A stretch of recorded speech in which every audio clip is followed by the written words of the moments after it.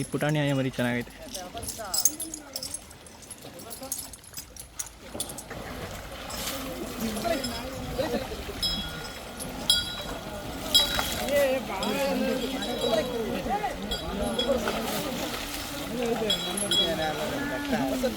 ಬಹದ್ದೂರ್ ಬಂತು ನೋಡಿ, ಬಹದ್ದೂರ್ ಹೆಸರಿದ್ರದ್ದು.